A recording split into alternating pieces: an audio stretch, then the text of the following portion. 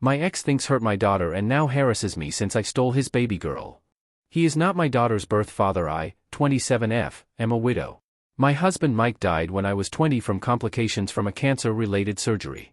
He was 24. Our daughter, Sammy, was only 6 months when he died. She's 7 years old now. He died literally 2 days after my birthday. It broke me. I drank heavily when my daughter stayed with either set of grandparents. I never got into drugs, but I did consider it. I had anger issues, which thankfully never exploded around her, but my parents and sister got the brunt. I lost jobs and broke friendships. I was not a capable mother. My parents finally had enough and put me into therapy and rehab. It was a forced program, or else they were planning to sue for my daughter's custody. With how I was then, they would have won. And through therapy and a lot of help from my family, I began to work things out.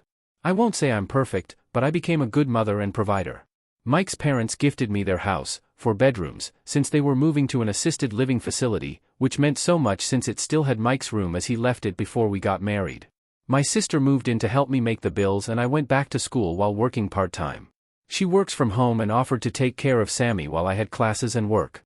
I'm actually 1 year out from finishing my degree and have a job lined up in the same company as her. In college, when I was 24, I met a master's student named Andrew, M29. He was nice and offered to tutor me in some classes that were not my best. I hate math, go figure. I will skip the small stuff, but eventually we started dating. I was open from day one that I was a widow, recovering alcoholic, and had a daughter that will always be my first priority. Andrew was keen. He understood and couldn't wait to meet my Sammy.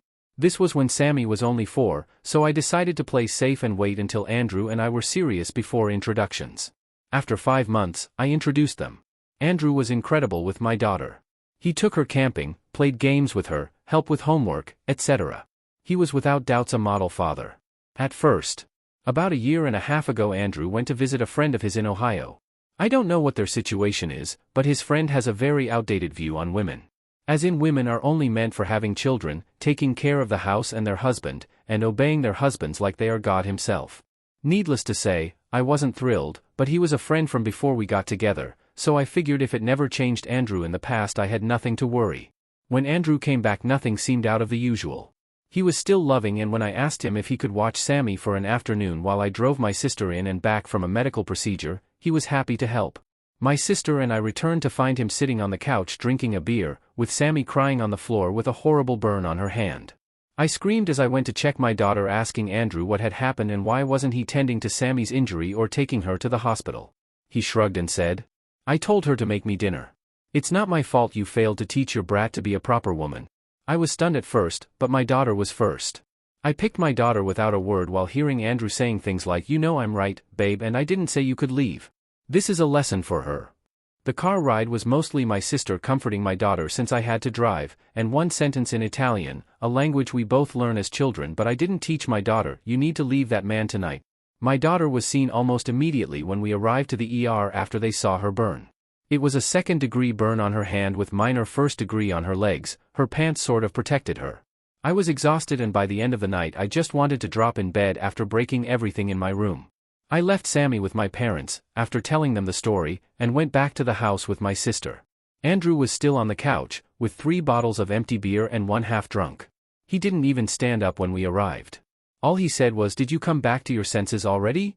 I told him to leave, and if he didn't, I would call the police. He replied, as my man, he owed my property. I was about to lose it when my sister did first. She took a broom and, like one of those old cartoons, just began hitting him. Once she got him out the back door, she closed and locked it, then told me to call the cops. After they arrived and checked driver's licenses, they removed him. The fallout of that hospital visit was a CPS investigation. The stress alone almost drove me to drinking again, but my sister kept me together. Andrew was arrested and given what was basically a slap on the wrist. Not a single day of jail time. We tried to move on. I haven't dated since. It's been a little over a year since I broke up with Andrew, but I just don't want to risk things again. Sammy has also gone to therapy, and we've done some mom, aunt, daughter cooking sessions just to teach her kitchen safety. Andrew has been harassing us online. He's now been posting in social media that I stole his one and only baby girl. He claims he was closer to Sammy than even I was, and that she was like his true daughter. That I was jealous and petty. A cheater. An abusive mother and spouse. We never married. He even said he suspects I might have had a helping hand in my husband's illness. Some people in social media agree with him based only on his stories.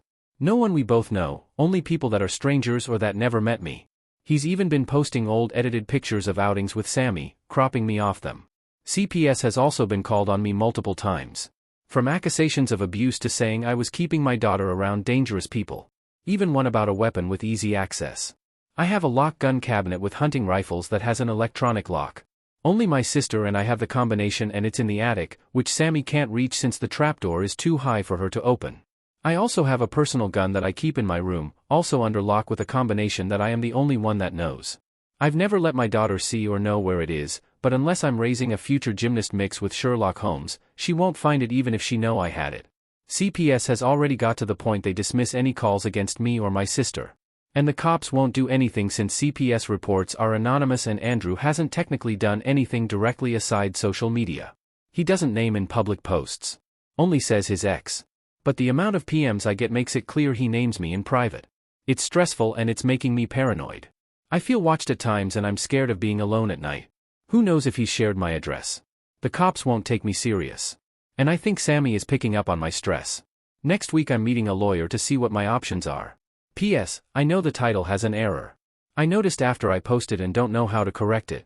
I'm stress writing and English is my third language. My husband and I have been together a total of 6 years.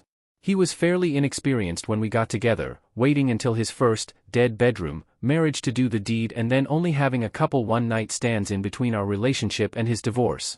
I imagine he had sex around 10 times total prior to our meeting right before his 30th birthday. So I never expected stellar performances, and he pretty much checked baseline boxes.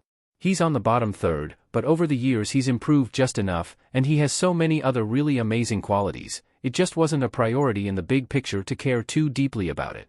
He's kind of a statue in bed. I had to remind him that kissing involves more than just sitting there. Sex is pretty much him climbing on top and pounding away for a minute before finishes, and then resting his head on my shoulder while he manually gets me to climax. Foreplay is minimal, and I've needed to use more and more lube for us to have sex, because my nether regions have become the Sahara. I feel like a masturbation tool and then he reciprocates out of obligation. 3 days ago we had the best sex. He actually initiated for once, actively touched more than just between my legs and seemed to enjoy it. He enthusiastically participated in making out, and by the time I climbed on top of him we were both really aroused. He finished quicker than usual, 30s, but it was actually decently hot sex, better than anything he's given in the last 6 years. I made sure to praise him after and explain why it was better than usual. Enthusiasm is sexy, and I felt like he wanted me, not just an orgasm. We fooled around again later, but he didn't want sex, and it was the exact same mediocre block-checking manual simulation for me. I ended up just rolling over and crying myself to sleep. I hid my face so he didn't realize, and he hasn't tried to touch me since. He probably won't for another couple of weeks if I don't initiate. It took 6 years for me to realize that he wasn't innocently bad in bed, he just doesn't care enough or enjoy me enough to be good at it. And now I don't really want him to touch me anymore. I'm hurt and angry. I don't know how to bring this up without killing our bedroom. TLDR, inexperienced husband was always mediocre in bed, but we had great sex the other day, and now I realize it wasn't capability, he just doesn't care. I'm hurt and angry, and don't know how to communicate without completely killing our bedroom. Edit, to answer some questions, yes, I have tried communicate what I like. Many times. I bought games, toys, books. I physically showed him. We've watched porn together where I tried to show him. He improved to the point he is now. Before I wouldn't even climax.